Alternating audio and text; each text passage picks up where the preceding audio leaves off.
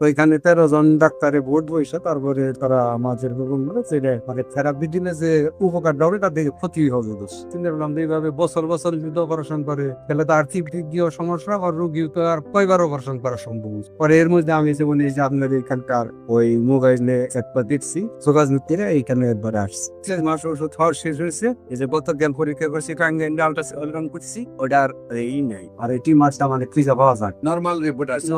আসসালামু আলাইকুম ওয়া রাহমাতুল্লাহি ওয়া বারাকাতুহু। সম্মানিত দেশবাসী, আমি cancer specialist doctor S M Sarwar. বিশেষ করে আপনারা জানেন যে সারা ওয়ার্ল্ডের ডাক্তারদের বক্তব্য হলো ক্যান্সার হলে আনসার নেই। আমরা বলে থাকি ক্যান্সার, কিডনি, থ্যালাসেমিয়া, এইডস, এই 4টি মরণ ব্যাধিরও কোনো ভিত্তি নেই, 4টি সম্পূর্ণভাবে সুস্থ হয়। বিশেষ করে এরকমই একজন রোগী আমরা আপনাদের সাথে সাক্ষাৎকার দিচ্ছি। আপনার নাম মোহাম্মদ ইসমাইল হোসেন, পিতার নাম আব্দুর রহমান, আপনার মায়ের নাম আমেনা বেগম, গ্রাম হাবলা পূর্বপাড়া, পোস্ট অফিস হাবলা, থানা বাসাই, জেলা টাঙ্গাইল। আপনার যে রোগী, আপনার কি হয়?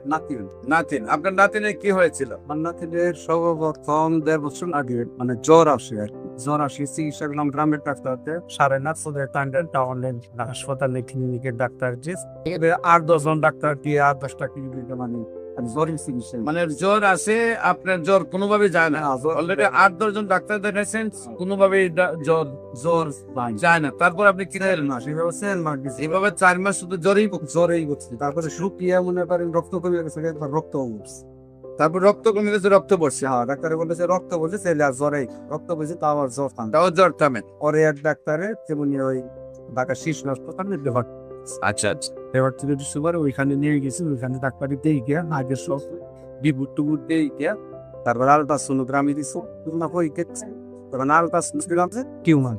পরে ওইটা ওই শিশু হাসপাতালে অপারেশন করছি। অপারেশন করার পরে অপারেশন করে সবটুকু ডেড করা হচ্ছিল না, এটা নারীর ঢুকে আসে এনেছে ফের করা।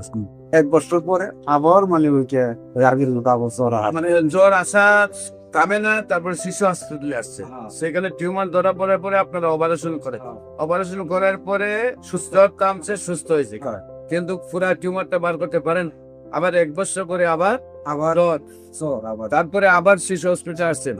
আচ্ছা, আসার পরে আবার ওইখানে ওই আলট্রাসোনোগ্রাম করছে, মানে আবার বাড়তেছে, আবার দেখা যায় টিউমারটা আছে। তারপর তারা কি সিদ্ধান্ত দিল? এটা থেরাপি দিতে হবে। ওই আপনি মহাখালী ক্যান্সার হাসপাতালে আপনার এটা এই মুহূর্তে চিকিৎসা সম্ভব না, আমরা থেরাপি দিয়ে মহাখালী ক্যান্সার চলে যায়। তারপর সেখানে গেছেন? ওইখানে গেছি, মানে ওইখানে পাঠাচ্ছি ওইটা কিভাবে দিতে হবে, কত মাত্রায় দিতে হবে, এটা মানে লিখিত আনা হবে। আচ্ছা আচ্ছা। ওইখানে 13 জন ডাক্তারে ভোট বসে তারপরে তারা আমাদের মানে থেরাপি দিলে যে উপকারটা হবে তার দিকে ক্ষতি হবে। সেখানে 13 জন ডাক্তারের ভোট বসে দেখছে, যে কাছে তারা বলছে যে থেরাপি দিলে উপকার আছে, ক্ষতি বেশি হবে। তখন আপনারা কি সিদ্ধান্ত দিল? ওনারাই বলে দিচ্ছে যে আবার আপনারা অপারেশন, আবার আপনারা ওই শিশু হসপিটালে অপারেশন করেন। হ্যাঁ, এটা বলে দিছে। পরে আমরা চিন্তা করলাম, ব্যক্তি গেছি, ব্যক্তিরা চিন্তা করলাম এইভাবে বছর বছর যদি অপারেশন করে তাহলে তো আর্থিক দিক দিয়েও সমস্যা, আর রোগী তো আর কয়বার অপারেশন করা সম্ভব। পরে এর মধ্যে আমি যেমন এই যে আপনার এখানকার ওই মোবাইলে একবার দেখছি, তারপরে বলে পারি যে 1 দিনের মধ্যে এখানে যোগাযোগ করে এইখানে একবার আসছে। এসে প্রথম পারিশ দিয়ে নিয়ে গেছে। নিয়ে যাওয়ার পরে 6 মাস ওষুধ খাওয়া শেষ হয়েছে। এই যে গত জ্ঞান পরীক্ষা করছি আল্ট্রাসাউন্ড করছি, ওটার এই নেই। আর এই টিমারটা মানে ফ্রিজে পাওয়া যায়, নর্মাল রিপোর্ট আছে। এই রিপোর্টে আসছে যে সম্পূর্ণভাবে ভালো নাকি? আর এর আগে রিপোর্টে ধরা পড়ছে যে আছে, যে এখানে সম্পূর্ণ রিপোর্ট আমাদের সামনে রয়েছে।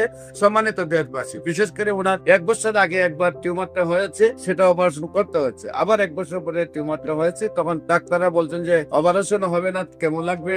তারপর 13 জনের ডাক্তার ভোট বসে বলছেন যে কেমন হবে না, তাকে অপারেশন করতে হবে।